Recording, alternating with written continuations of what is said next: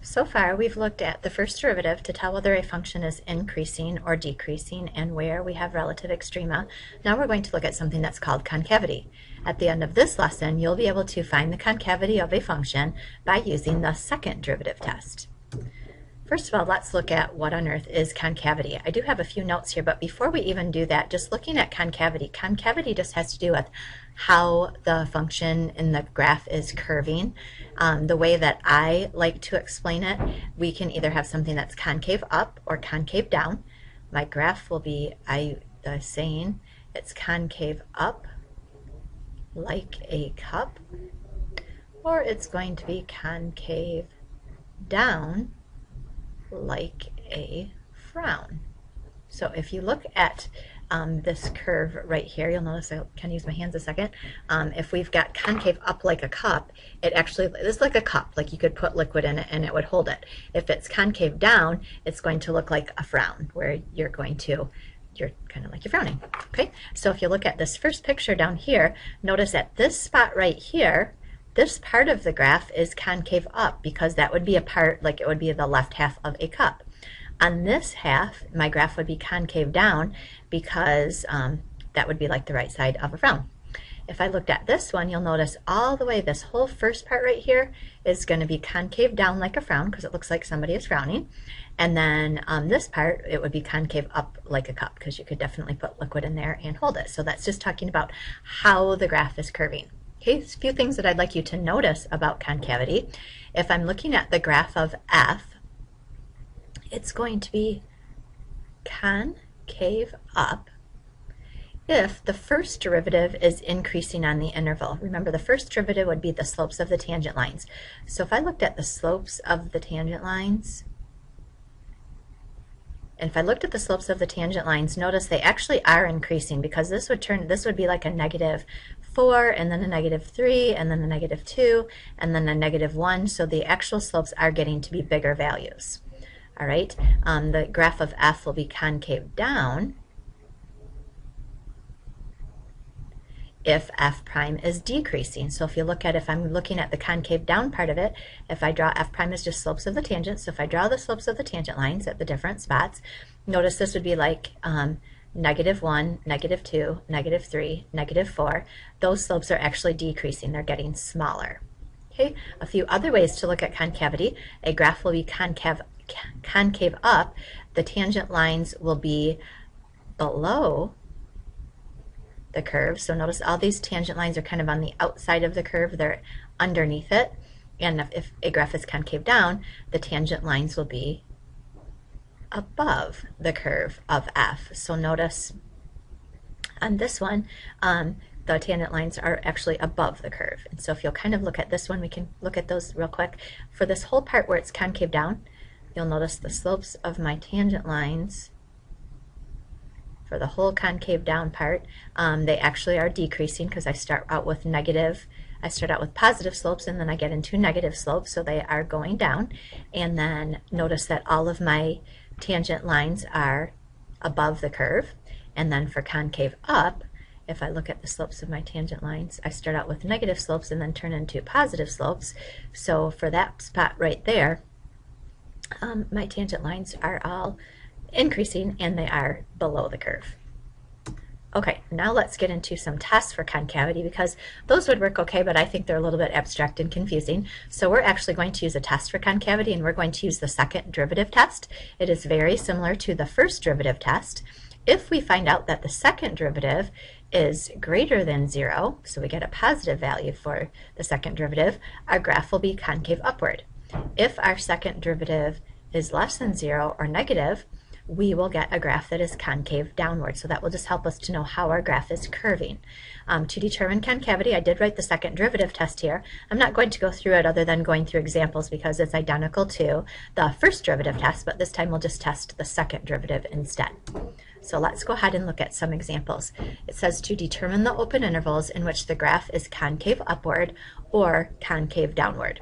So what we're going to be doing is, first of all, if I'm talking about concavity, I know I'm going to use the second derivative test, so I need to get to the second derivative. So the first derivative would be 3x squared minus 6x plus 1. Okay, and then I'll get to the second derivative, which would be 6x minus 6. Now if I want to do a test, I first of all do have to find the critical numbers of the second derivative. So I'll take the second derivative and I will set it equal to 0. And I'll get x equals 1 as my critical number. I'm now going to, instead of making an f prime chart, we're going to make an f double prime chart. So I'll put a 1 on there. And since this is called the second derivative test, we will test values into the second derivative. So this is where I'm testing my values right here. So if I test 0, if I put 0 into that second derivative, I will get a negative value. And then if I test 2 into that derivative, I will get a positive value. Now, based on my chart alone, I should be able to tell what my graph is doing curve-wise. So I can now say that my graph is going to be f, the actual function, is going to be concave up from 1 to infinity. And then my graph will be concave down from negative and infinity to 1. And that is because if I'm just looking at the second derivative, that's where my second derivative is negative or positive. And we also definitely should be including because statements on these. So I will say that my graph is concave up from 1 to infinity because that second derivative is positive.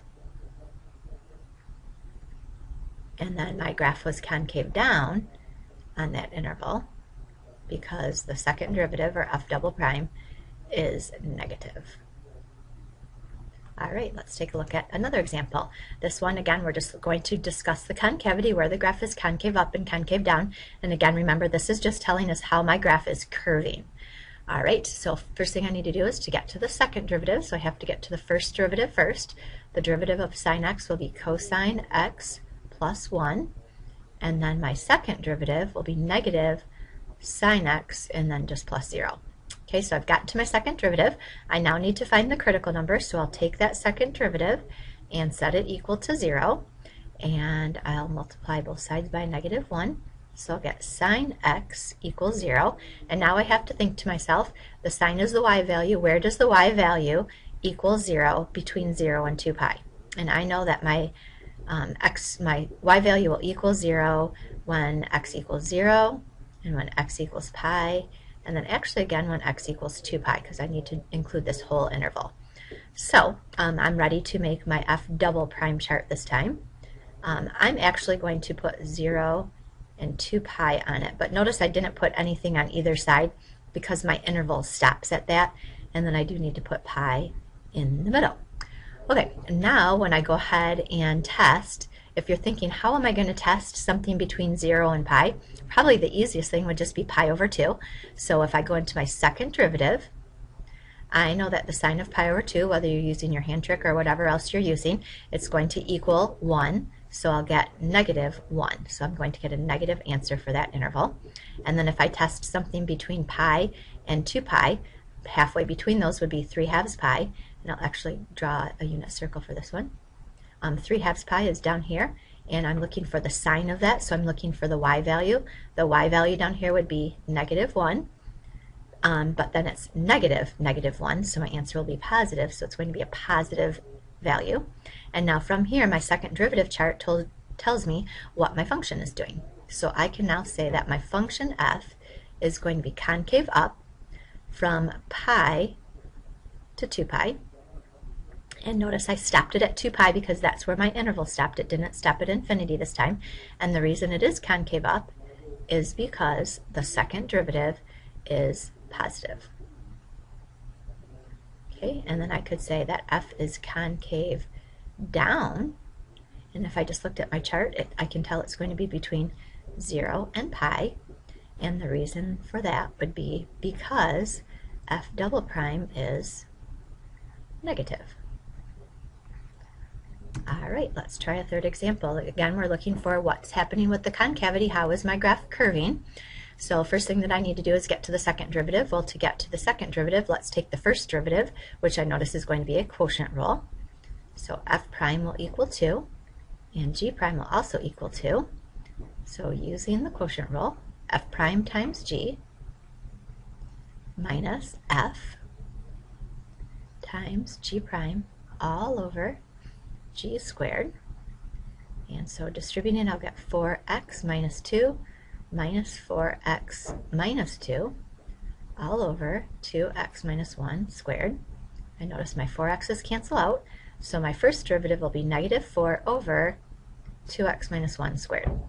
And I know if I'm going to take the second derivative, I really don't need to use the quotient rule again. Since negative 4 is a constant, I can just bump the bottom up top. So I'll get negative 4, 2x minus 1 to the negative 2. Okay, I now notice that I have parentheses, so I do need to use the chain rule. So I'm going to call this u. So this is really negative 4 u to the negative 2. And then when I go ahead and find that second derivative, bump my negative 2 out front, I'll get 8 u to the negative 3 times the chocolate, times the derivative of what's inside, which would be 2. So my derivative is going to be 16 over u cubed, but I do know that u is equal to 2x minus 1. So that is my second derivative. Now if I'm looking for a critical number, I'm looking for either where the numerator equals 0 or the denominator equals 0. I notice that my numerator, 16, will never equal 0, so there's no critical numbers for that one. The second one, to figure out where that would equal 0, I'll just do 2x minus 1 cubed equals 0. If I cube rooted both sides, the cube root of 0 is just 0. So I'll get 2x minus 1 equals 0. If I solve that for x, I should get x equals 1/2. So that is my critical number. So now, still not done. I need to do my f double prime chart. And I'll put 1/2 on my f double prime chart. Notice this is called the second derivative test. So I go into the second derivative, where are you, second derivative? Right there. So this is where I'm going to plug my values into. So if I plug in, I think I'll plug 0 in. If I plug 0 in here, I'll get 16 over negative 1 cubed. That will be negative 16. So I'm going to get a negative answer. And I think I'll plug 1 in this next time. So if I plug 1 in, I'll get 16 over 1 cubed, so I'll get a positive value for that answer. So based on my second derivative chart, I now know how the function is curving. I know that my function will be concave up from 1/2 to infinity, and the reason that it will be concave up is because f double prime is positive. And then I also notice from my chart that f is concave down from negative infinity to 1/2, and that is because f double prime is negative. So if I were to actually graph this function, I should see that my function is concave up like a cup for a while, and then it's also concave down like a round. So hopefully now you can discuss the concavity of a function using the second derivative test.